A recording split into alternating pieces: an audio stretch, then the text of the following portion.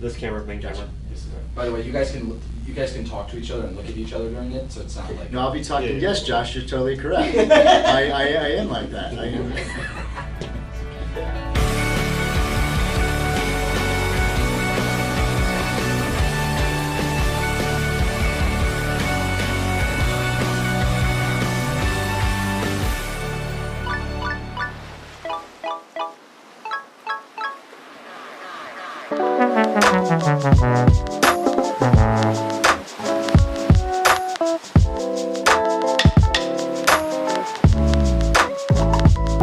All right, we're at the Axe office. What are we gonna get done today? We'll do some videos and mastermind with Josh and seminars with the crew. All right. Oh man.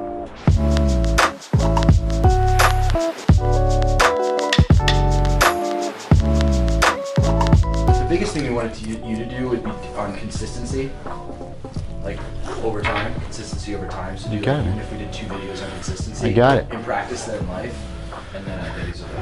Huh? We have all our scoreboards on them. Nice, man. I love it. And then you guys can do some together, and then I think you'll do some with Billy. Dude, It's you good know. to see you. Thanks for coming in, man. You just tell me what I gotta do. I got it. Yeah, I'll make it the best video you got. Do you like my Superman belt? Dude, that's sick. The pants, in order to fit the legs, they had to be baggy, so I gotta cinch it.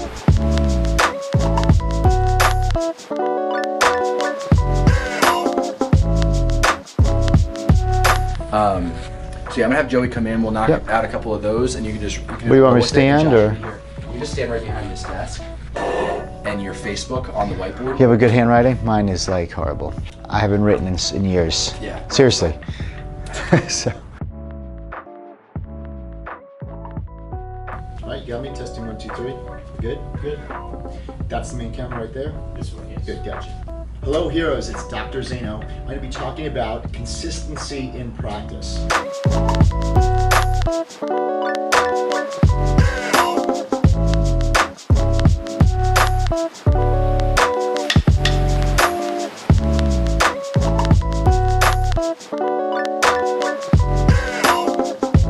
Just crushing it for you over here. Awesome. Thanks so much, dude. What's up, Isaac Jones? What's up, Brother, good to see you, man. Good to see you. Good to see you. What's going on, man? How you doing? Doing awesome. Good, real good.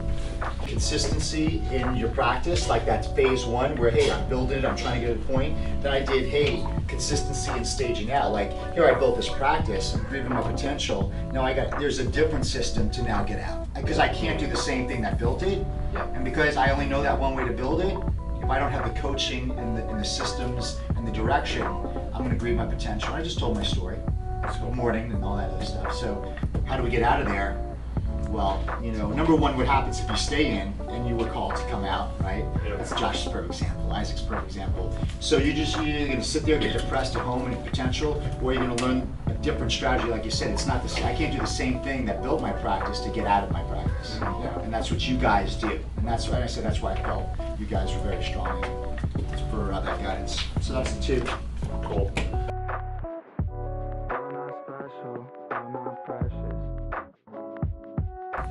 This camera being gentlemen.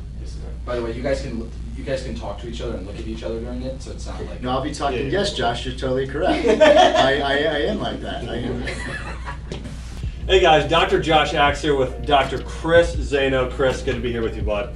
Chris is one of the most successful people I know in really all areas of his life. Chris, I know that I've been really impressed with you. You know, I know I've gone and stayed with you in the Woodlands there in Texas several times, and I've just seen the way you are with your wife Whitney, the way you are with your kids, the way you are in practice, and the way you are physically with working out. What does it really take to be successful in business? But you know, the thing that you brought up is it's not really about being successful in business. It's about your daily habits and being really your identity. It's about the way you conduct yourself. Talk about you, your daily life. Well, what is the mindset, number 1, you have to have? And number 2, I'd love to see, kind of get like a glimpse into your daily life. What are these habits and things you're doing every day? I felt that my identity was in what I did. So therefore, if I was a good doctor, I was a successful person. Yeah. But what happened to the rest of my life? So my life was in a compartment, a box. And then over the years, I realized, oh, wait a second. You know, being the doctor didn't make me successful. I'm a successful person, and I bring that into whether I'm a doctor, whether I'm a dad, whether I'm a husband, whether I'm speaking with you right now. So it's like, well, wait a second, it was the opposite. Because that meant that something dictated my happiness versus, you know what, I'm gonna become a successful person. So developing me, mentally, physically, socially, spiritually, was the key foundation to actually be successful in all the other areas of my life. So guys, hey, if you want to check out this webinar, hey, make sure to click the link below if you want to hear from myself and Dr. Zaino, helping you take your practice in life to the next level. Sweet. All right.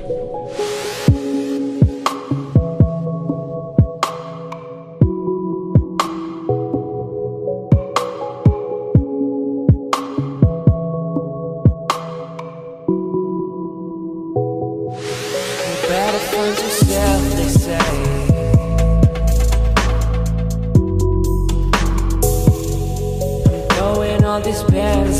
It's like a Tough Mudder. When you're done with the Tough Mudder, like that's life, all that mud blocking you. So we're just kind of like remembering, and then there's a lot of breakthrough. You know, I did my keynotes now are different because I was given like 60 minutes at pompous event, so I went 25, and then Q&A the rest. But the Q&A became this like you and I, like just deep, and everybody. Mastermind type thing, you know what I mean? Yeah. But a mastermind on, I was always taught this, and how to, you know, it was like deep stuff. It wasn't how many chairs are in your office. It was like, and it just set people free in that mindset stuff. And I got my bits. I got a good 15 concepts that are just it challenges dogmas, and it's unique things. But people know the intent I'm coming from. You know, it's not.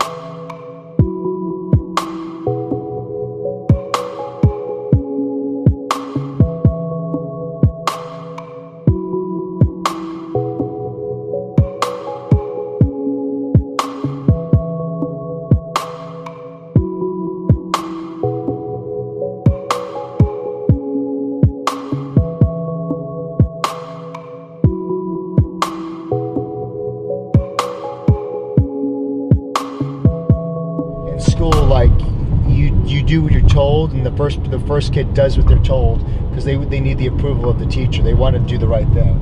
Then the second kid, if they don't follow that, then they start giving you bad grades. Just think of a bad grade. It's like it doesn't harm you, but it's an emotional harm. So finally, the bad grades and the detention, then the parent conferences, then they shape up and they conform. And then the third kid is like, no, the bad grades not affecting me. I don't want to follow you. Then they diagnose you and they drug you. He was in kindergarten. This is the only month he was in like regular kindergarten, and they had like this color system. And if you talked, you got put on like a worse color. So there was like green, or then you went to like yellow, then red. And he would tell me at the end of the day that he had to like go to the bathroom, or that he felt like he was hungry, or that he was sick, but he didn't say anything to the teacher because he didn't want to be on red. He was like scared to death to be on red. I was like, so you just didn't go to the bathroom? Because you were, I was like, you're allowed to ask questions, but it's like, so that's just an example of how they could, so they certainly can't say anything else or speak their mind or ask a question. This thing, and now it's like, so look at this, now we have a black belt who put 7.5 years of hard work in. Kid plays the piano, and he's pretty sharp. You know, he's definitely sharp the way he thinks. But if we would have like allowed him to stay in that situation, it would have dumbed him down and lowered his self-esteem to where he wouldn't have been like, oh hey, there's a talent show on Friday and it's Wednesday. I'm gonna start practicing. I'm gonna do it. You know, but he had enough self-esteem to be like, hey, I can practice 20 times a day and I'll do it. And I'll do good. Watching the video, we're doing some crazy, smart, awesome things on Snapchat. Check it out at Dr. Zaino, D-R-Z as in zebra, A-I-N-O. See you there.